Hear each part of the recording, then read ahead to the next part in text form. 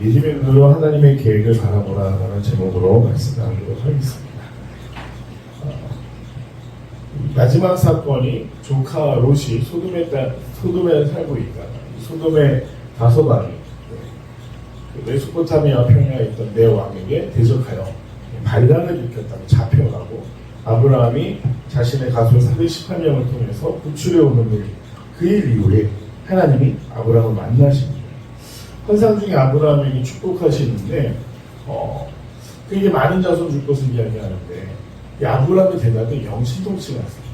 하나님은 분명 그의 자손이라고 말씀하셨는데 아브라함은 자신의 나이가 이미 적지 않은 것을 알고 있었기 때문에 어떻게 이야기하냐, 자신의 가손, 즉 자기가 너무나 사랑했던 몸종 엘리에셀, 다메섹 사람 엘리에셀이 저의 가손이 될 것입니다 라고 고백을 합니다. 하나님은 그것이 아니라고 이야기합니다. 너의 몸에서 난 씨가 너에게 하늘의 별처럼 바다의 모래와 같이 많은 자손이 될 것을 약속하십니다. 그런데 아브라함이 계속해서 그 마음 가운데 하나님을 신뢰하고 싶은데도 사실 인간적인 생각이 자꾸 끼어드는 것은 어쩔 수가 없습니다. 이미 그가 70세가 넘어서 이 갈대우르를 떠나서 이 가나안 지역에 정착하려고 했고 아직 이루어지지 않은 일들이 너무나 많았기 때문에 하나님의 말씀을 있는 그대로 인정하고 또 믿을 수가 없었습니다. 그런데 오늘 하나님이 아브라함에게 좀 우리의 상식으로는 이해하기 어려운 예언의 말씀을 주십니다. 오늘 말씀 보면 해질 때 아브라함에게 깊은 잠이 임하고 큰 흑암과 두려움이 그에게 임하였더니, 사실 아브라함이 이제 하나님 앞에 제사를 드리는 중이에요. 이 고기 짐승의 반으로 갈려서 이 반 사이를 걸어두고 하나님 앞에 제사를 드리는 중이었는데 해질 겹치는 잠이 듭니다. 근데 그 잠 중에 하나님이 찾아오셔서 뭐라고 하시냐면 너는 반드시 알라, 내 자손이 이방에서 객이 되어 그들을 섬기게, 그들은 400년 동안 내 자손을 괴롭히고 그들이 섬기는 나라를 내가 징벌하며 그 후에 내 자손이 큰 재물을 이끌러 나옵니다. 사실 결과적으로는 축복이지만 과정을 볼 때 축복일까요? 하나님이 너의 자손이 이방에서 객이 되어 그들을 섬기겠다. 사실 이스라엘 사람들이 히브리 사람이라고 말하는 이유가 그 히브리인이라는 게 사실 유목민이라는 떠도는 자, 정착하지 못하고 살아가는 사람들을 이야기합니다. 그런데 이 히브리인들이 정착하지 못하는 사람들이 환영을 못 받습니다. 근래에도 이 히브리인 사람 같은 사람들이 있는데요. 이 중동 지역의 쿠르드족이라고 있습니다. 이란과 시리아 국경 사이에 살고 있는 사람들인데 이 사람들 같은 경우는 어디에도 속하지 않아요. 그러면 땅을 차지하고 사는데 국민으로서의 어떤 의무를 다하지 않는 사람들. 특별히 오늘 선거일인데 네, 세금도 안 내고 그냥 그 땅에 우리 뭐 크게 방해 안 할 테니 여기 좀 살게 라고 하고 있는 사람들이 과연 그 땅의 원주민들에게 환영을 받을 수 있습니다. 이 히브리인들이 애굽에 가서 이 바로가 요셉을 통해서 이 야곱의 자손들을 정말 환대하며 잘 살 수 있도록 땅을 내어줬고 고센이라는 곳을 내어줬는데 나중에 결과적으로 어떻게 됩니까? 그 수가 늘어갔고 결국에는 궁극적으로 거기서 노예가 돼서 이방의 객이 되어 살아가는 거예요. 분명 노예가 아니었음에도 불구하고 노예 같은 삶을 살던 그 히브리인들을 나중에 하나님의 말씀처럼 450년이 지나서 모세가 출애굽을 시키게 되죠. 그런 이야기를 하시는데 400년 동안 내 자손을 괴롭히니까지만 들으면 사실 마음이 썩 편치 않습니다. 내 후손이 이방의 객이 되고 이방의 나라를 괴롭히다라는 이야기지 않습니다. 그런데 그들이 섬기는 나라를 내가 징벌하지만 그 후에 내 자손이 큰 재물을 이끌고 나옵니다. 그 출애굽의 여정을 우리가 알고 있는 그 머릿속에 선하게 그리지 않습니다. 그들의 재물, 폐물, 또 가축, 장자의 죽음 이후에 그 두려움 있는 애굽인들이 너희들 떠나기만 하면 뭐든지 주겠다. 그래서 이스라엘 사람들이 온갖 폐물과 가축을 이끌고 나오게 됐습니다. 그리고 아브라함에게는 이렇게 얘기하시죠. 장수하다가 평안히 조상에게 돌아가 장사될 것이요 내 자손은 4대 만에 이 땅으로 돌아오게 됩니다. 결국 400년이 지나서 돌아오게 되는데 그 이유에 대해서 뒤에 말씀하고 계십니다. 이는 아모리 족속의 제약이 아직 가득 차지 아니함이니라 하시니다. 아모리 족속이 등장하고 있죠.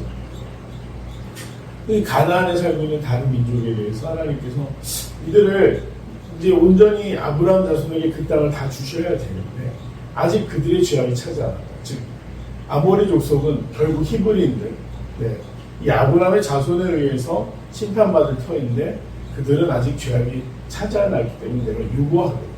그 시간은 400년으로 정하겠다라고 말씀하십니다.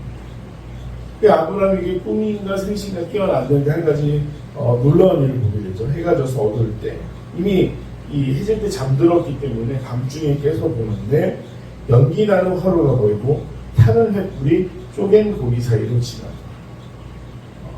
가끔 하나님의 현현을 우리가 경험할 때 불에 대해서 이야기를 하는데 성령 임재를 처음 사람들이 볼 때 혀처럼 생긴 불이 사람들 머리 위에 지나는 것을 보게 되죠. 그런 것처럼 오늘 횃불이 쪼갠 고기 사이로 지나가. 그가 제사를 하기 위해서 절반으로 쪼개어놓은 고기 사이로 불이 지나다니는 걸 보면서 정말 하나님이 이곳에 임재하셨구나를 아브라함이 실제로 경험하게 되고 그건 그냥 꿈 중에 이 꿈자리 사납다. 400년 동안 나의 자손들이 방황하게 된다. 이렇게 얘기하는 게 아니라 이게 하나님이 나에게 주신 예언이구나를 깨닫는 사건이 됩니다. 그날에 여호와께서 아브라함과 더불어 언약을 세워 이르시되 내가 이 땅을 애굽 땅에서부터 그 큰 강 유브라데까지 내 자손에게 주노니 이건 남과 북의 경계를 이야기합니다. 애굽 땅에서부터 유브라데 강까지 내 자손에게 주겠다. 곧 겐 족속과 그리스 족속과 감본 족속과 헷 족속과 브리스 족속과 르바 족속과 아모리 족속과 가나안 족속과 기르가스 족속과 여우스 족속의 땅이라 하셨더라. 그래서 구체적으로 이스라엘 주변의 동서남북에 대한 경계를 이야기하고 계시고 그들이 나중에 정복해야 될 민족에 대해서 이야기하시는 거죠. 우리가 지난주 기대에서 봤지만 르바 족속 같은 경우는 특별히 르바임이라고 해서 큰 자, 거인들이었다라고 기록돼요.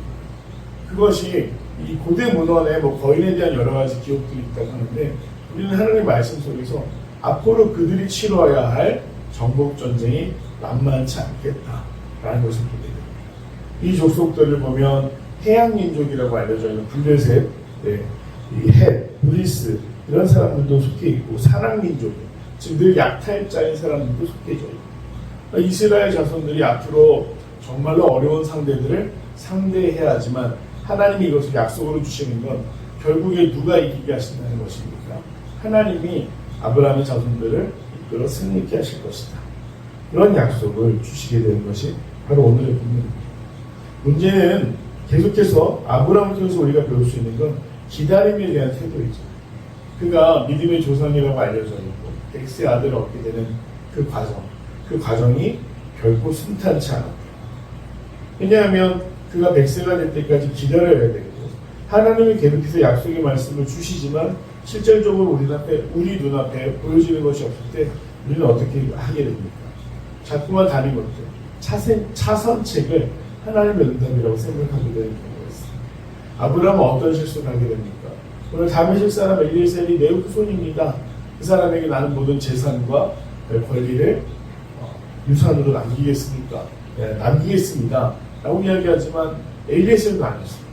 그 다음에 어떻게 되죠? 이 뒤에 바로 등장하는 게 하갈이 아브라함에게 이스마엘이 나옵니다. 그럼 그것이 하나님의 응답이셨습니까? 아닙니다. 하나님의 응답은 무엇이었죠? 그 안에 그 사례를 통해 이삭을 잉태하게 하시는 놀라운 역사였다. 그래서 우리가 현실과 타협하는 믿음이 아니라 하나님의 약속을 온전히 신뢰하는 믿음을 가져야겠다라는 것을 오늘 말씀을 통해 우리가 알 수 있습니다. 바라기는 더 필그림교회도 마찬가지입니다. 우리 교회의 성장의 과정뿐만 아니라 우리의 삶에 하나님이 약속으로 주신 것들, 또 기대하게 하시는 것들, 그것이 이루어지기까지 정말 믿음으로 하나님이 우리와 함께 하신다. 하나님은 반드시 우리를 약속의 땅으로 인도하신다. 라는 믿음을 가지고 하나님의 계획에 놀라운 증거가 되는 삶을 살 수 있는 귀한 성도들이 되시기를 간절히 소망합니다. 오늘 내용 관찰 한번 보도록 하겠습니다. 1번, 하나님께서는 깊은 잠에 빠진 아브라함에게 무슨 말씀을 하십니까? 자손들이 400년 동안 이방의 객이 될 것, 그리고 그들이 섬기는 나라를 하나님께서 징벌하시고 자손들이 큰 재물을 가지고 나오게 될 것. 세 가지를 말씀하시죠. 400년 동안 노예가 되고 그 나라를 하나님이 심판하시고 그 후손들은 큰 재물을 이끌고 나오게 될 것이다. 네, 2번 하나님께서는 아브라함과의 언약을 확증하기 위해 어떤 일을 하십니까? 해가 져서 어두울 때 연기나는 화로가 보이며 타는 횃불이 쪼갠 고기 사이로 지나더라. 네, 횃불이 쪼갠 고기 사이로 지나더라.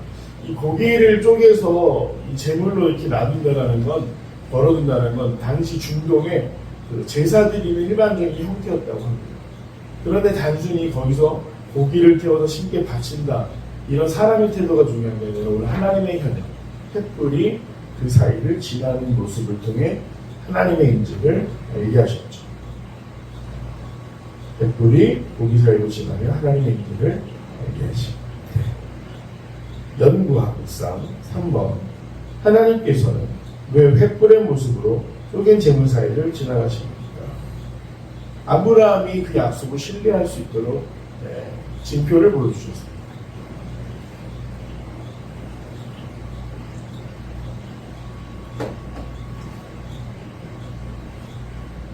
아브라함이 신뢰할 수 있도록 직접 징표를 보여주셨습니다. 느낀 점, 스스로 나타나서 아브라함과 맺은 언약을 반드시 지키겠다고 말씀하시는 하나님을 보며 무엇을 느낍니까? 사실 여기서 하나님의 세밀한 사랑을 알 수 있는 것이 눈높이입니다. 눈높이. 하나님은 하나님의 시간, 우리가 하루가 천년 같고 천년이 하루 같다라고 보는데 하나님의 기준에서 아브라함에게 언약을 응답하시겠다. 그건 누구에게 달려 있는 거죠? 하나님이 하실 때, 하나님이 원하실 때. 그런데 아까도 말씀드린 것처럼 그 과정 가운데 우리가 의심하기 때문에 아브라함이 안심할 수 있도록 아브라함이 흔들리는 순간마다 나타나셔서 그에게 약속하셨습니다. 생각해보면 아들 같았던 롯을 떠나보내게 됐습니다. 이제 롯은 아브라함과 다른 기준으로 살기를 선택하고 소돔과 고모라로 갔었죠. 너무나 아끼는, 그리고 자신의 조카였기 때문에 구해오지만 더 이상 롯은 아브라함이 아들처럼 여길 수가 없는, 결국에 그 가족의 정말 슬픈 역사. 딸들이 아버지와 동집에서 그 모압과 암몬의 조상이 되는 일들이 벌어지지 않습니까? 그러니 하나님의 약속의 자손이 될 수가 없어요. 다메섹 사람 엘ie셀은 그와 아무런 관계가 사실 없는 사람. 그래서 아브라함 마음속에 개인적으로 낙심이 될 때 또 하나님이 찾아오셔서 위로하시는 모습을 보면서 하나님이 아브라함을 얼마나 사랑하고 계시는지 그 모습을 볼 수가 있습니다.